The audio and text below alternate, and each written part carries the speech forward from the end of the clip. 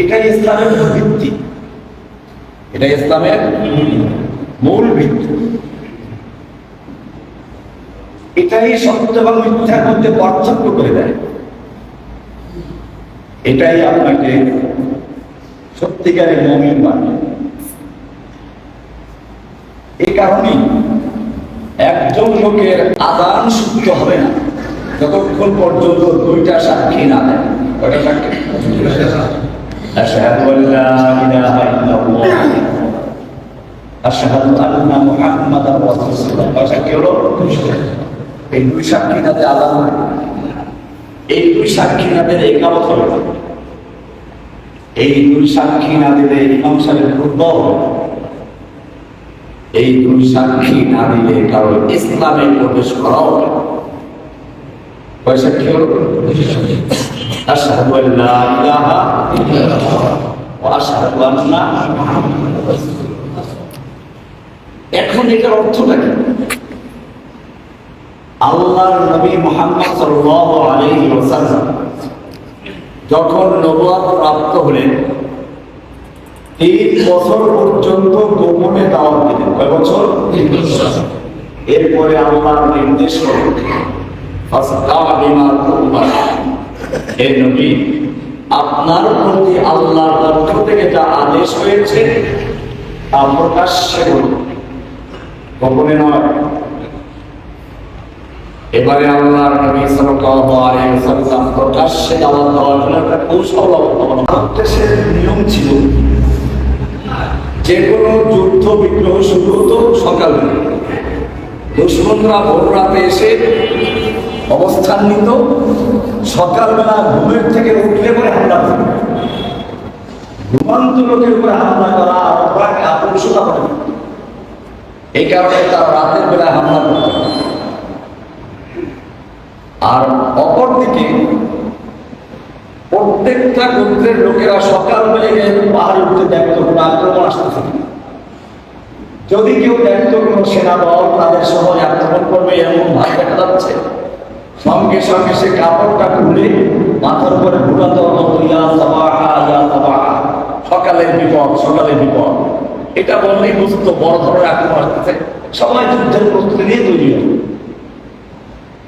আল্লাহর নবী সাল্লাল্লাহু আলাইহি ওয়াসাল্লাম আল্লাহর আদেশ পাওয়ার পরে তিনি গিয়ে সাফা পাহাড়ে উঠে সকালবেলা। হাজী সাহেবরা জানেন সাফা মারওয়া পাহাড়, এখন তো পাহাড় নেই, পাহাড়ে কিছু নমুনা রাখা আছে। সাফা পাহাড়ে উঠে ঘোষণা করবেন ইয়া সাবাহা, সকালের বিপদ, ইয়া বনু কুরাইশ, ইয়া বনু ফিহর, এক এক গোত্রের নাম ধরে ডাকতে শুরু করবেন। লোকেরা দেখবে এমনিতে সকালবেলার আওয়াজ। এরপরে আওয়াজটা এমন কোন লোকের নয় যে প্রতারণা করে মিথ্যা বলে। এই আওয়াজ হচ্ছে এমন এক ব্যক্তির যে সারা জীবন সত্য কথা বলেছে, যাকে আরবরা আল আমিন হিসেবে জানে।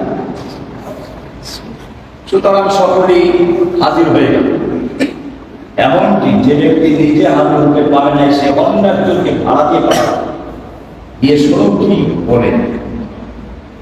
আবু জাহেল, আবু লাহাব, সাইবা, মক্কার সব নেতারা হাজির হয়ে গেল।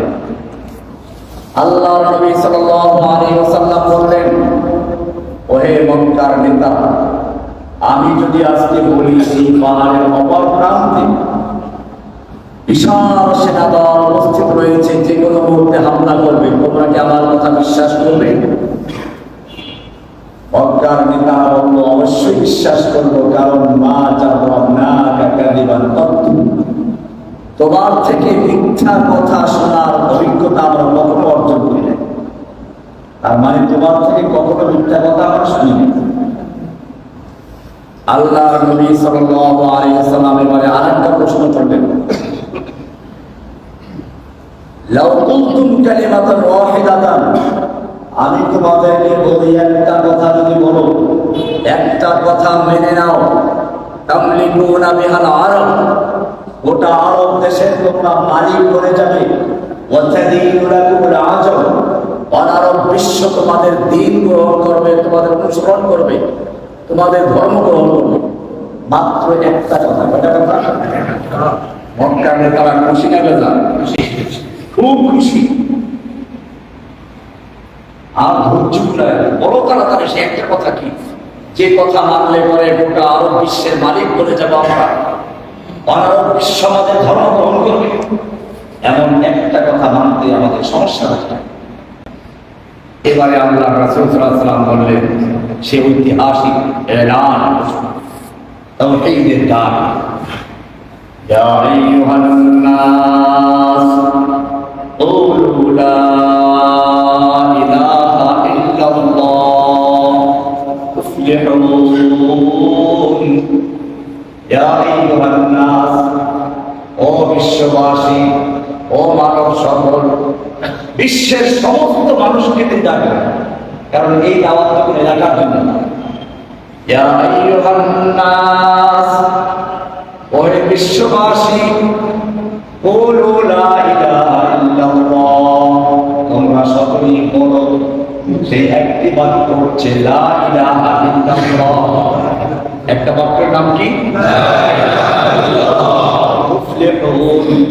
এই কথাটা মেনে নিলেই তোমরা সফল হবে, কামিয়াব হবে, গোটা আরব তোমাদের মালিকানা চলে আসবে, অনারব বিশ্ব তোমাদের দিন গ্রহণ করবে। লা ইলাহা ইল্লাল্লাহ তুফলিহুন, এটাই সফলতার চাবিকাঠি।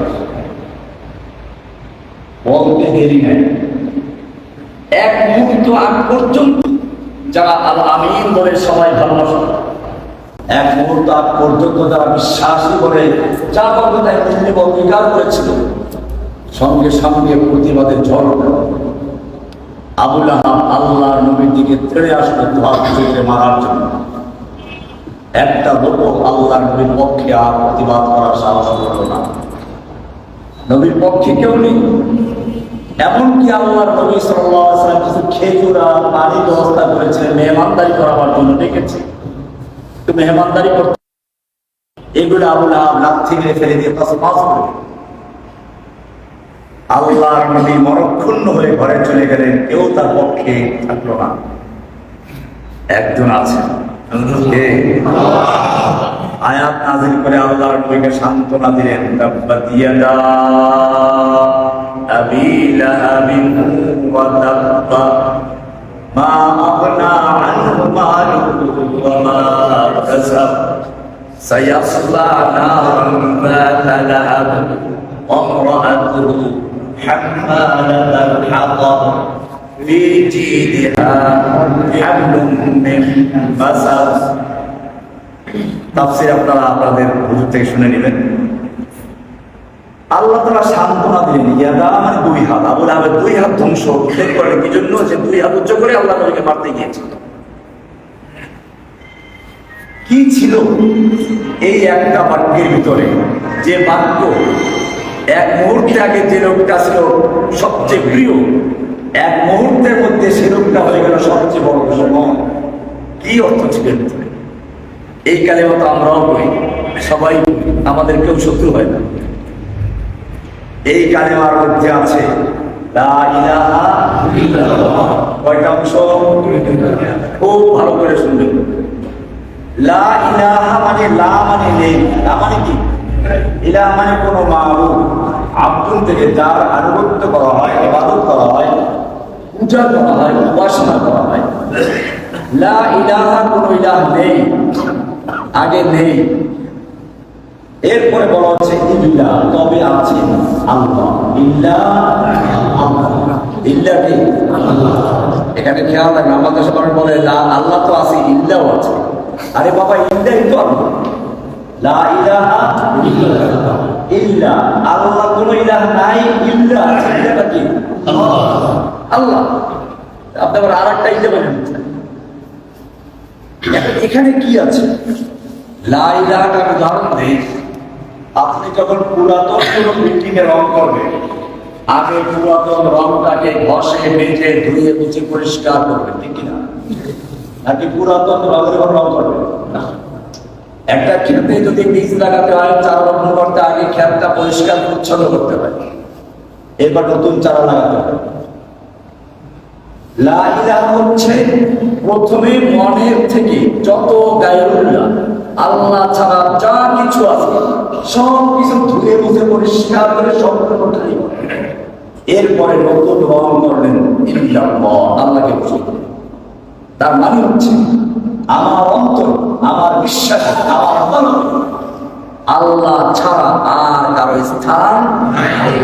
আমার আনুগত্য, আমার উপাসনা, আমার পূজা, আমার সবকিছু প্রাপ্ত একজন কার তিনি, এছাড়া আমার এই মাথা কারো সামনে হতো হবে না।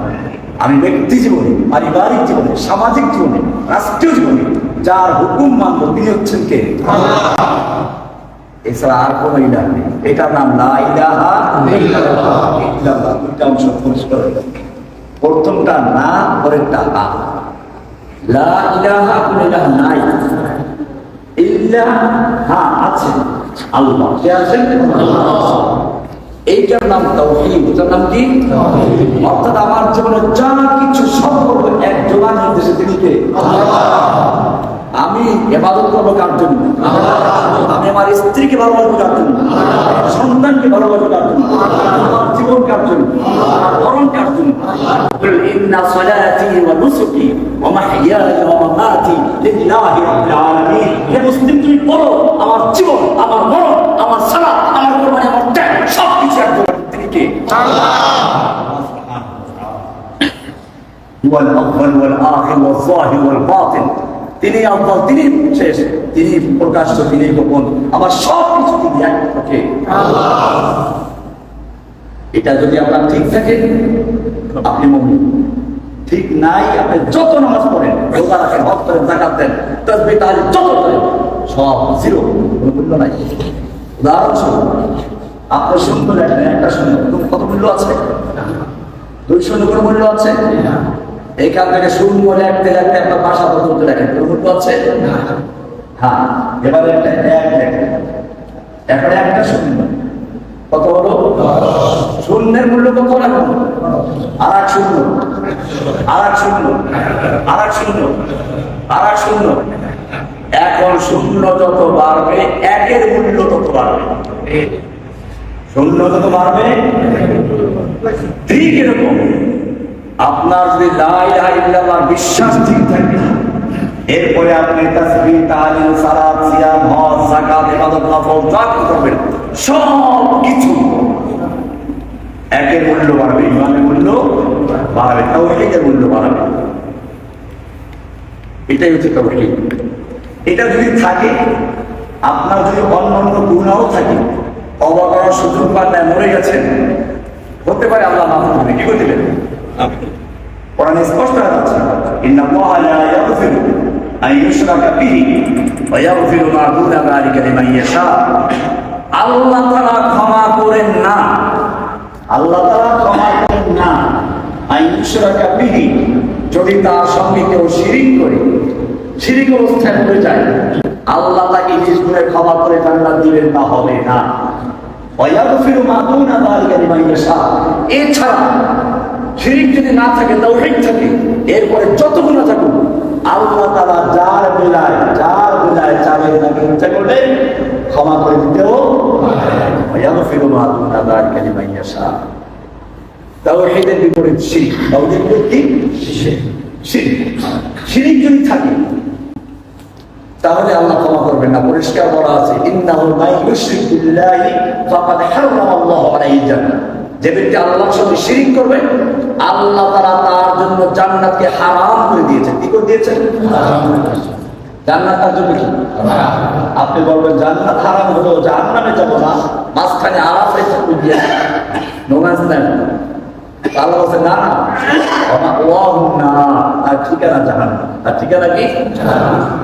আপনি এখনো মনে মনে ভাবতেছেন জাহান্নামে গেলেও সমস্যা নেই, আমাকে বিশ্বাস তরাইয়ে নিয়ে আসবেন, পার করে নিয়ে আসবেন, কথা আছে না? না, তাও হবে না। আমার যালিমিনা মিন আনসার। জালিম অর্থাৎ শিরিক করে তাদেরকে বলা হয় জালিম। কোরআনে আরেকটা সূরা লুকমানে আরেকটা আছে, ইন্না শিরকা লাযুলমুন আযীম। জালিম বিভিন্ন রকমের, সবচেয়ে বড় জালিম হচ্ছে যে আল্লাহর সঙ্গে শিরিক করে। সবচেয়ে বড় জালিম কি? আল্লাহ বলেন যে এই যে জালিম, আল্লাহর সঙ্গে শিরিককারী যারা, এদের কোনো ক্ষমা নেই। তাহলে আমরা প্রথম সবক পাইলাম লা ইলাহা ইল্লাল্লাহ। এরপরে আল্লাহর হুকুম মানবো, ঠিক আছে, নিজের মন মতো না আল্লাহর ইচ্ছা মতো? আল্লাহর হুকুম কেমনে পালন করবো সেজন্য আল্লাহর হুকুম পাওয়া যাবে কোরআনে, আল্লাহর নির্দেশ কোরআনে আছে। কেমনে পালন করবো প্র্যাকটিক্যাল দেখানোর জন্য, বাস্তব নমুনা দেখাবার জন্য একজনকে পাঠাবেন, তিনি কি? কাজে আমাদের যা কিছু হবে তার তরিকা হবে, এর বাইরে কোনো তরিকা চলে না। আপনি দেখুন, আমরা মাগরিবের নামাজ পড়লাম কয় রাকাত? ফরজ কয় রাকাত? 3 রাকাত। এখন এসা পড়লাম কয় রাকাত? এর আগে যোহর আসর কয় রাকাত পড়লাম? এখন যদি আজকে ইমাম সাহেব বলে, বা ইমাম সাহেব বললো, আমার বড় হুজুর আসছেন, উনি বললেন যে আপনারা আজকে থেকে মাগরিবের নামাজটাও 4 রাকাত পড়বেন, আগে পরের সাথে মিলে যাবে, 1 রাকাত বেশি হবে, একটা রুকু বাড়বে, 2টা সিজদা বাড়বে, সুবহানাল্লাহিল আযীম বাড়বে, আলা বাড়বে। আপনারা পড়বেন? ইমাম সাহেব যত বড় মুক্তি হোক বলাতে চলবে, আমরা কি না কথা মানবেন? কেন মানবেন না? সমস্যা দেখেন, সে তো কোনো খারাপ কিছু বলে না, সে 1 রাকাত নামাজ বাড়াই পড়তে বলছে, তাতে রুকু বাড়বে, সিজদা বাড়বে, সুবহানাল্লাহিল আযীম বাড়বে, আলা বাড়বে, আল্লাহর নামই তো সমস্যা কি? সমস্যা একটা, সেটা হচ্ছে আল্লাহর রাসূলকে আল্লাহ পাঠাইছেন সালাত কায়েম করতে। আল্লাহ রাসূল সাল্লাল্লাহু আলাইহি ওয়াসাল্লাম দেখাইলেন মাগরিব নামাজ কয় রাকাত? 3 রাকাত। রাসূলের দেখানো পথে 3 রাকাত আছে। এখন যত মুক্তি মহাদ্দেশ দুনিয়ার সবাই একসাথে বলো, আমরা সেটা মানবো না, যে রাসূল সাল্লাল্লাহু আলাইহি ওয়াসাল্লাম এই তরিকার সাথে মিলে নাই। তাই সালাত হুকুম কার? আল্লাহ। তরিকা কার? রাসূলের। তরিকা কার? রাসূলের। পদ্ধতি কার? আমরা যে নামাজ পড়ে এই পদ্ধতি দেখাইছেন কে? রাসূল সাল্লাল্লাহু আলাইহি ওয়াসাল্লাম। ঠিক এইটা যেমন বুঝলেন, এরকম জীবনের সব ক্ষেত্রে হুকুম মানবো কার? আল্লাহ। আর আল্লাহর হুকুম পালন করবো কার তরিকায়? থাকবে এটাই আজকে। রেলগাড়ি কয় চাকায় চলে? 2 চাকায়। কয় চাকায়? মানুষ গরু গরু গরু ছাগল গরু সব কেটে মেটে সব পরিষ্কার করে, ঠিক কিনা? আজ বড় পাথরের ট্রাক করে লই করে নিজে কাঁথই করে যায়, কিন্তু সাইড দেওয়া হবে, ঠিক আছে? একজন মুমিনের গাড়ি চলবে কোথায়? তাওহীদের 1 চাকা, রিসালাতের 1 চাকা, গন্তব্য আখিরাত। কি বললাম? একজন মুমিনের গাড়ি চলবে তাওহীদ এবং রিসালাতের 2 চাকার উপরে, আল্লাহর হুকুম, রাসূলের তরিকা, এবং এই গাড়ি যাবে কোথায়?